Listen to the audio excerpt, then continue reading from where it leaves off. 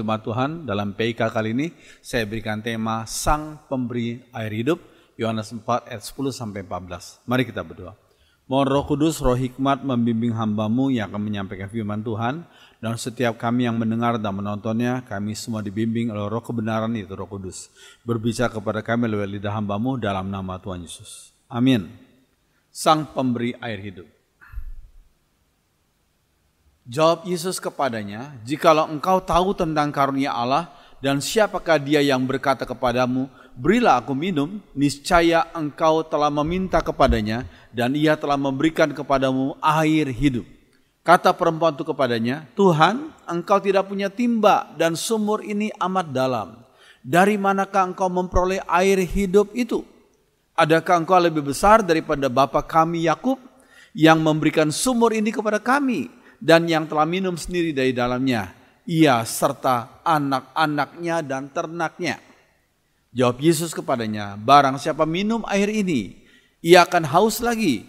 Tapi barang siapa minum air yang akan kuberikan kepadanya, ia tidak akan haus untuk selama-lamanya. Sebaliknya, air yang akan kuberikan kepadanya akan menjadi mata air dalam dirinya, yang terus-menerus memancar sampai kepada hidup yang kekal." Demikianlah firman Tuhan. Saudara sekalian, air adalah salah satu kebutuhan yang utama manusia. Bahkan air itu lebih penting dari makanan. Orang mungkin tahan tidak makan 7 hari, tapi dia tidak akan kuat kalau tidak minum 7 hari. Dia akan mengalami dehidrasi. Jumlah air dalam tubuh bayi adalah sekitar 80%. Sedangkan bagi orang dewasa jumlah airnya 70%. Dan bagi orang yang lanjut usia jumlah airnya sekitar 50%. Air tetap merupakan unsur terbanyak dalam tubuh manusia. Air tersebar di seluruh tubuh manusia, misalnya di paru-paru 90%, darah 82%, kulit 80%, otot 75%, otak 70%, dan tulang 22%. Jadi air sangat penting, ya. Air itu berperan sangat penting dalam tubuh dan kehidupan ini. Tidak satupun fungsi tubuh dapat bekerja tanpa air. Jadi air itu sangat penting. Air itu berperan dalam hal pembentuk sel dan cairan tubuh. Air juga sebagai pelarut. Air sebagai media pengeluaran zat sisa. Ya. Air itu sebagai bantalan. Air sebagai pengatur suhu tubuh manusia. Air sebagai media transportasi dalam tubuh manusia. Dan air sebagai pelumas. Jadi luar biasa fungsi air dalam tubuh manusia ini. Banyak janji Tuhan dalam Perjanjian Lama berkaitan dengan air. Dan air sebagai simbol pencurahan Roh Kudus. Lihat Yesaya 44 ayat 3. "Sebab aku akan mencurahkan air ke atas tanah yang haus, dan hujan lebat ke atas tempat yang kering. Aku akan mencurahkan rohku, Roh Kudus, ke atas keturunanmu, dan berkatku ke atas anak cucumu."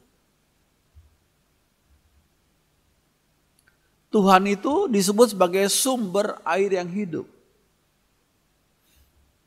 Yeremia 22 ayat 13 dikatakan, "Sebab 2 kali umatku berbuat jahat, mereka meninggalkan aku, sumber air yang hidup, untuk menggali kolam bagi mereka sendiri, yakni kolam yang bocor, yang tidak dapat menahan air." Jadi Tuhan disebut sebagai sumber air yang hidup. Jiwa manusia yang berdosa mengalami kehausan yang hanya dapat dipuaskan oleh karya Roh Kudus. Puji Tuhan. Kesaksian seorang ibu sekian tahun yang lalu, ya. Waktu kami melayani tahanan wanita, rumah tahanan wanita, ya. Itu sekian tahun yang lalu. Beliau tuh sebagai mantan hakim tipikor salah satunya ya. Dulu pernah jadi Kristen dulu ya. Namun demi menikah ia jadi non-Kristen. Lalu kembali lagi jadi Kristen dan akibatnya ditinggalkan suami. Puji Tuhan, sekarang dia kembali lagi kepada Tuhan.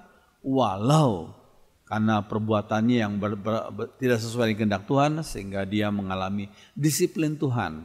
Dia diizinkan mengalami disiplin Tuhan di LP Wanita Bulu. Ya. Saya tidak tahu sekarang bagaimana, apakah beliau sudah keluar, karena saya sudah lama tidak bertemu beliau beberapa tahun, karena kami tidak melayani di tempat itu lagi. Ya, lihat Yesaya 17 ayat 13. Dikatakan, ya pengharapan Israel, Tuhan, semua orang yang meninggalkan engkau akan menjadi malu. Orang-orang yang menyimpang daripadamu akan dilenyapkan di negeri. Sebab mereka telah meninggalkan sumber air yang hidup. Yakni Tuhan, sumber air yang hidup. Tuhan, Yahweh. Ya, kita lihat janji mesianis dalam perjanjian lama. Dalam Yesaya 49 ayat 10. Mereka tidak akan menjadi haus atau lapar. Dan tidak akan ditimpa terik matahari di padang gurun. Sebab aku, penyayang mereka, akan membimbing mereka dan menuntun mereka ke sumber-sumber air. Ini saya kutip dalam terjemahan sehari-hari, Alkitab terjemahan sehari-hari. Ya, kita perhatikan konteks padang gurun seperti ini. Kalau di tempat memang padang gurun namanya padang gurun sehingga kering ya. Lalu kalau ada di tengah-tengah padang gurun ada yang namanya oase, air. Ada air di tengah-tengah padang gurun. Ya, itu sangat penting. Bisa jadi tempat minum bagi orang yang berjalan di situ, atau bagi binatang yang berjalan di situ, ya, atau bagi pohon-pohon yang tumbuh di sekitar oase itu. Jadi air itu sangat-sangat penting. Janji lainnya zaman mesianis, ya, Yesaya 35 ayat 5 sampai 7a. Pada waktu itu orang buta akan dapat melihat dan orang tuli akan dapat mendengar. Orang lumpuh melompat-lompat seperti rusa. Orang bisu bersorak-sorak gembira sebab mata air memancar di padang gurun. Sungai mengalir di padang belantara. Pasir yang panas akan menjadi kolam. Tanah yang gersang menjadi sumber-sumber air. Ini janji Tuhan dalam Yesaya 35 ayat 5 sampai 7, yaitu yang terjadi pada zaman mesianis. Ya, Yesus sebagai Mesias yang dijanjikan tuh menggenapi janji tersebut. Lihat Yohanes 4 ayat 10, jawab Yesus kepada perempuan Samaria itu. Ya, jikalau engkau tahu tentang karunia Allah dan siapakah dia, yaitu Yesus yang berkata kepadamu, berilah aku minum. Niscaya engkau telah meminta kepadanya dan ia telah memberikan kepadamu air hidup itu. Living water. Yohanes 4 ayat 14. Tetapi barang siapa minum air yang akan kuberikan kepadanya, ia tidak akan haus untuk selama-lamanya. Sebaliknya air yang akan kuberikan kepadanya akan menjadi mata air di dalam dirinya, yang terus-menerus memancar sampai kepada hidup yang kekal. Puji Tuhan. Gak ada perkataan dari nabi lainnya, dari guru atau dari siapakah pemuka agama lainnya di dunia kecuali hanya Tuhan Yesus saja. Yohanes 7 ayat 37 sampai 39. Dan pada hari terakhir, yaitu pada puncak perayaan itu, Yesus berdiri dan berseru, barang siapa haus, baiklah ia datang kepadaku dan minum. Barang siapa percaya kepadaku, seperti yang dikatakan oleh kitab suci, dari dalam hatinya akan mengalir aliran-aliran air hidup. Living water. Yang dimaksudkannya ialah roh, yaitu Roh Kudus, yang akan diterima oleh mereka yang percaya kepadanya. Sebab roh itu belum datang. Ini sebelum hari Pentakosta 2000 tahun yang lalu ya. Karena Yesus belum dimuliakan. 2000 tahun yang lalu. Oke. Tidak ada seorang nabi, rasul, filsuf, raja yang berani mengucapkan kalimat itu. Hanya Yesus saja. Banyak perkataan Tuhan Yesus yang eksklusif, istimewa. Yang gak bisa dan gak berani diucapkan oleh orang-orang lain. Silakan bandingkan. Banyak perkataan Yesus, klaim-klaim Yesus yang eksklusif. Yang gak berani dan tidak bisa diucapkan oleh orang-orang lain. Ya, fungsi air yang mengalir yaitu living water. Yang pertama membersihkan, pasti. Yang kedua memberi kehidupan, bukan sebagai sarang penyakit. Kalau airnya mandek, nggak mengalir, ya bisa jadi sarang penyakit, misalnya nyamuk, ya bertelur di situ. Ya, jika deras air itu sebagai pembangkit tenaga listrik. Ya. Jika deras dan tinggi sebagai tempat wisata yang indah. Karya Roh Kudus seperti itu. Ya, sebagai pembandingan aja. Roh Kudus memang membersihkan, memberi kehidupan, membagikan tenaga, ya, membagikan semangat, kekuatan untuk melayani dan memuji Tuhan dan bersaksi, ya. Dan sebagai kehidupan orang-orang yang dipenuhi Roh Kudus adalah kehidupan yang indah di mata orang-orang lainnya. Ya. Yang tadinya penuh dengan kebencian sekarang berubah menjadi penuh dengan kasih dan lain-lainnya. Puji Tuhan. Ya. Karya Roh Kudus yang pertama adalah membersihkan dari dosa. Lihat Yohanes 16 ayat 8-9. Kalau ia datang yaitu Roh Kudus, ia akan menyatakan kepada dunia arti sebenarnya dari dosa, dari apa yang benar dan dari hukuman Allah. Ia akan menyatakan bahwa tidak percaya kepadaku adalah dosa. Ini dalam terjemahan sehari-hari. Ini perkataan Yesus tentang Roh Kudus yang akan diutus 2000 tahun yang lalu itu. Ya. Penginjilan perlu disertai dengan teguran terhadap perbuatan dosa. Penginjilan kalau tanpa disertai dengan teguran terhadap perbuatan dosa ya nggak lengkap dan harus melakukan teguran terhadap perbuatan dosa. Setelah orang itu menyesal dengan pertolongan Roh Kudus, akan ada penebusan bagi orang yang bertobat karena mereka percaya pada Yesus Sang Juru Selamat. Puji Tuhan. Iya, perempuan Samaria itu ditegur akan dosa-dosanya, ya, karena moralitasnya nggak benar. Ya. Dosa terbesar daripada yang manusia bisa lakukan di dunia ini adalah dosa tidak percaya kepada Tuhan Yesus. Itu dosa terbesar. Ya, memang dosa berzina dosa besar, dosa korupsi dosa besar, tapi bukan terbesar. Yang terbesar adalah orang tidak percaya pada Tuhan Yesus. Kenapa terbesar? Karena yang bisa mengampuni dosa, yang bisa menghapus dosa adalah pengorbanan Yesus di atas salib. Kalau orang itu nggak percaya kepada Yesus, ya tentunya dosanya nggak bisa diampuni. Itulah merupakan dosa terbesar yang manusia berdosa lakukan kepada hidupnya dan kepada di hadapan Tuhan Sang Juru Selamat. Ya. Mengapa disebut dosa terbesar? Karena Tuhan Yesus adalah Sang Juru Selamat. Ditolak, ya pasti itu terbesar karena nggak ada pengampunan dosa bagi orang yang menolak Sang Juru Selamat. Iya, karya Roh Kudus yang kedua adalah memberi kehidupan karena memuliakan Tuhan Yesus. Lihat Yohanes 16 ayat 10. Ia akan menyatakan bahwa tidak percaya kepadaku adalah dosa. Karena aku benar, karena aku pergi, bahwa aku benar karena aku pergi kepada Bapa dan kalian tidak akan melihat aku lagi.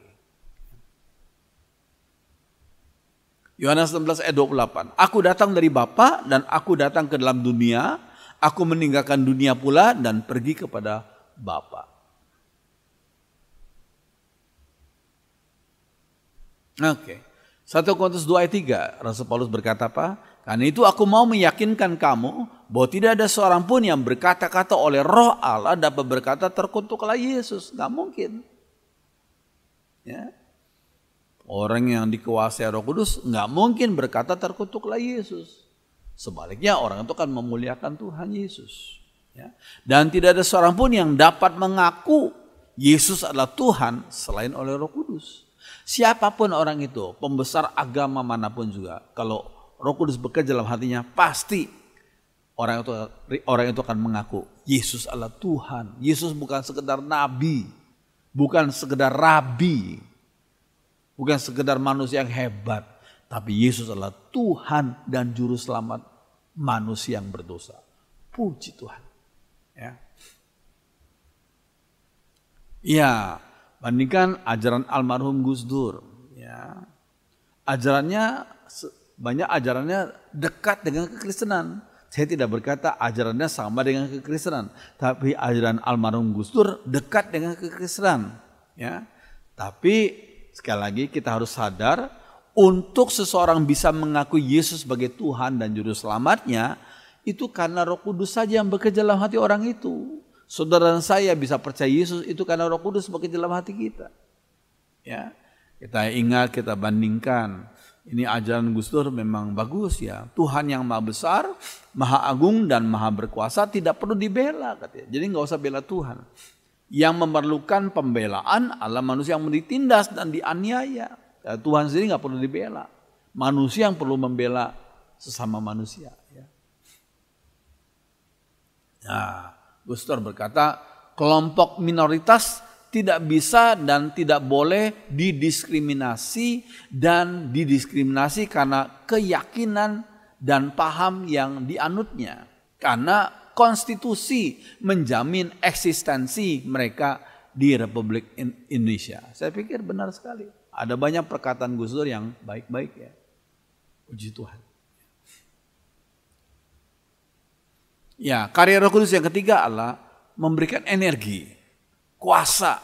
Kisah Rasul 1 ayat 8. Tapi kamu akan menerima kuasa kalau Roh Kudus turun ke atas kamu, dan kamu akan menjadi saksiku di Yerusalem dan di seluruh Yudea dan Samaria dan sampai ke ujung bumi. Energi, seperti sudah lihat gambar air itu, gambar yang air yang deras itu membangkitkan tenaga listrik. Ya, itu hanya perbandingan. Roh Kudus kalau bekerja dalam diri seseorang, Roh Kudus akan memberikan orang itu kuasa. Ya, kuasa menjadi saksi Tuhan di dunia ini. Puji Tuhan. Ya, kuasa itu dalam bahasa Yunaninya adalah dunamis. Dari kata dunamis itu muncul kata dinamit. Itu bahan peledak yang bisa menghancurkan bukit batu. Kalau Roh Kudus menguasai seseorang, dia bisa menyampaikan firman Tuhan yang diurapi Roh Kudus, dia bisa menghancurkan hati-hati yang keras, hati-hati yang membenci kekristenan, dijamah oleh Tuhan, akhirnya bertobat, dan akhirnya sebaliknya bersaksi tentang Injil Tuhan kemana-mana saja, walaupun resikonya nyawa mereka. Oh, itu karena kuasa dari Roh Kudus yang menguasai orang itu. Puji Tuhan. Roh Kudus memberikan energi untuk bersinar juga. Lihat Matius 5 ayat 16. Demikianlah hendaknya terangmu bercahaya di depan orang, supaya mereka melihat perbuatanmu yang baik dan memuliakan Bapamu yang di surga. Bersinar. Untuk bersinar dibutuhkan energi 2 kali daripada bersuara. Ini penting. Untuk bersinar dibutuhkan energi 2 kali daripada bersuara. Lihat. Ya, ini kalau baterainya masih bagus, maka sinarnya terang. Nah, kemudian kalau sinarnya sudah redup, ya, jangan dibuang baterai itu. Masih bisa dipakai di radio transistor seperti ini. Suaranya masih lumayan keras. Jadi maksudnya untuk bersinar memang dibutuhkan energi 2 kali daripada bersuara. Ya, makanya kalau kita mau jadi terang Kristus, ya memancarkan terang Kristus, kita harus punya hubungan yang dekat dengan Tuhan sehingga kita bisa mendapatkan energi rohani yang besar dari Tuhan. Puji Tuhan. Roh Kudus mendorong seseorang untuk melakukan kehendak Tuhan. Filipi 2:13. Karena Allah sendiri yang bekerja dalam dirimu untuk membuat kalian rela dan sanggup menyenangkan hati Allah. Ini dalam terjemahan sehari-hari. Ya, Kisah Rasul 26 ayat 24 dan 25. Sementara Paulus mengemukakan pembelaannya itu, Festus berteriak, "Kau sudah gila, Paulus. Ilmumu yang banyak itu sudah menjadikan kau gila." Tapi Paulus menjawab, "Saya tidak gila, yang mulia. Kata-kata yang saya ucapkan itu benar dan keluar dari pikiran yang sehat." Sekalian, ya Roh Kudus memampukan Paulus, memampukan umat Tuhan untuk bersaksi. Ya, Roh Kudus menggerakkan hati seseorang untuk mendukung pekerjaan Tuhan, untuk mendukung pekerjaan Tuhan. Tuhan mengutus para muridnya untuk menjadikan segala bangsa muridnya. Segala bangsa, bukan setiap orang ya, tapi segala bangsa. Uangnya dari mana?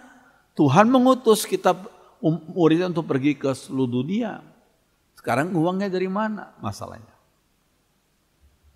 Tuhan tuh tidak memberikan uang, tetapi dunamis, kuasa. Kalau orang tuh dikuasai oleh Roh Kudus, maka orang-orang yang mendengarkan pemberitaan Injil itu dengan kuasa Roh Kudus akan mendorong orang-orang yang diberikan berkat materi untuk mendukung hamba-hamba Tuhan yang rela pergi kemana-mana, ya, mendukung transportasi mereka, mendukung akan kehidupan mereka sehari-hari. Ya, sekali lagi Tuhan waktu mengutus umat murid-muridnya, beliau tidak memberikan uang, tapi beliau memberikan kuasa dunamis untuk menjamah hati-hati manusia lainnya, untuk mendukung pekerjaan Tuhan. Puji Tuhan. Seorang usahawan dari Bandung, ini sekian tahun yang lalu ya, itu digerakkan Tuhan, digerakkan Roh Tuhan untuk mempersembahkan 12 miliar untuk beli tanah bagi kampus kami. Saya pernah studi di Saat Malang. Itu sekarang kampus yang baru luasnya sekitar beberapa hektar gitu ya. Luar biasa ya. Beberapa kali daripada luas kampus yang lama. Dan yang indahnya daripada kampus kami, yaitu saat tidak pernah mengedarkan list untuk menodong, dalam tanda kutip, menodong donatur. Roh Kudus yang bekerja dalam hati para donatur, mereka yang mendukung pekerjaan Tuhan. Puji Tuhan, ini merupakan tampak muka daripada kampus kami, Seminari Alkitab Asia Tenggara. Ya. Ini merupakan salah satu daripada aula ya, aula di mana kebaktian-kebaktian besar diadakan, indah ya, dan banyak lagi bagian lain yang saya nggak sempat sampaikan di sini. Itu semua karena Roh Kudus yang menggerakkan hati anak-anak Tuhan untuk mendukung pekerjaan Tuhan. Iya, karya Roh Kudus yang keempat adalah membuat hidup jadi indah, bukan menakutkan. Ada sebagian orang hidupnya menakutkan, perkataannya menakutkan, bukan indah. Ya, bandingkan kesaksian dari orang-orang yang pernah direkrut oleh ISIS, sudah tahu ISIS ya. Ternyata setelah mereka pergi ke sana, waduh, ternyata mereka belajar tentang hidup yang penuh kebencian. Maaf, WC-nya kotor-kotor katanya. Ya. Nah, mereka hidup dalam tekanan dan kebohongan. Ini sekali lagi ISIS bukan karena pekerjaan Roh Kudus, tapi pekerjaan kuasa gelap yang membuat orang jadi benci kepada sesamanya. Ya. Meledakkan dirinya untuk membunuh banyak orang. Ini kan satu pekerjaan kuasa gelap ya. Puji Tuhan, ISIS dilarang di Indonesia. Ya, puji Tuhan. Ya, kita kalau dipimpin Roh Kudus, kita bukan seperti kepiting yang mau mencapit lawan-lawannya, ya, bukan. Demikianlah hendaknya terangmu bercahaya di depan orang supaya mereka melihat perbuatanmu yang baik dan memuliakan Bapamu yang di surga. Ya, kita bersyukur ada sekian tahun yang lalu ada seorang bernama Mosaf Hasan. Ini salah satu putra dari pendiri Hamas. Dia bertobat percaya Yesus sebagai juru selamat. Luar biasa ya. Moshaf Hasan. Saudara bisa lihat, buka internet, tuliskan Moshaf Hasan. Bagaimana kesaksian hidupnya. Puji Tuhan. Iya. 9 rasa buah Roh Kudus membuat hidup jadi indah. 9 rasa. Ya. Nah, saya ingat lagu yang lama ya. Things are different now. Aku berubah, sungguh ku berubah. Aku berubah, sungguh ku berubah. Waktuku serahkan hatiku. Orang yang menyerahkan hatinya kepada Yesus, hidupnya akan berubah. Berubah ke arah positif. Ya. Menyenangi yang Tuhan senangi. Membenci yang Tuhan benci. Ini prinsip hidup orang yang dipimpin Roh Kudus. Menyenangi yang Tuhan senangi. Membenci yang Tuhan benci. Orang yang cerewet setelah diurapi Roh Kudus tetap cerewet. Tapi cerewet dalam bersaksi. Dan memuliakan nama Tuhan dalam hidupnya sehari-hari. Ya. Orang yang tegas tetap tegas. Tapi bersikap tegas dalam kebenaran ketika orang itu dikuasai Roh Kudus. Ya. Yohanes 4 ayat 13-14. Orang yang minum air ini akan haus lagi kata Yesus. Tapi orang yang minum air yang akan kuberikan tidak akan haus lagi selama-lamanya. Sebab air yang kuberikan itu akan menjadi mata air dalam dirinya yang memancar keluar dan memberikan kepadanya hidup sejati dan kekal. Bahagia dunia itu datangnya dari luar ke dalam hati, terbatas jangka waktu dan gunanya. Bahagia dunia datangnya dari luar ke dalam hati seseorang. Namun terbatas jangka waktu dan gunanya. Sukacita dari Tuhan itu datangnya dari dalam hati seseorang karena dikuasai Roh Kudus, lalu kemudian dari dalam hati seseorang memancar keluar kehidupannya. Itulah sukacita yang dari Tuhan. Puji Tuhan. Ini kesaksian dari Tante almarhum Lili Gunawan. Ya, ketika beliau dirawat di rumah sakit, ya. Dalam keadaan yang sakit itu beliau tidak bisa bicara seperti biasa, tapi beliau masih bisa tulis. Waktu kami datang, dia tulis, "Have thine own way, Lord." Biar kehendakmu yang jadi. Ya. Dia tulis Mazmur 23. Ya. Oh, dia tulis lagi dalam bahasa Inggris, "I have peace in my heart."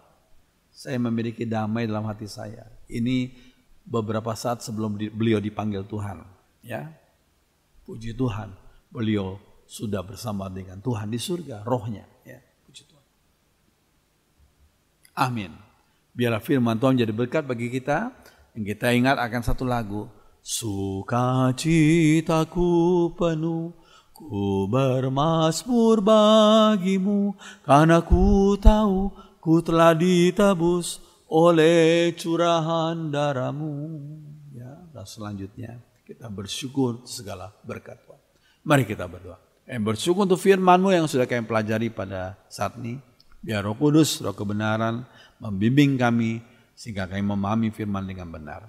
Terima kasih dalam nama Tuhan Yesus kami sudah berdoa. Haleluya. Amin.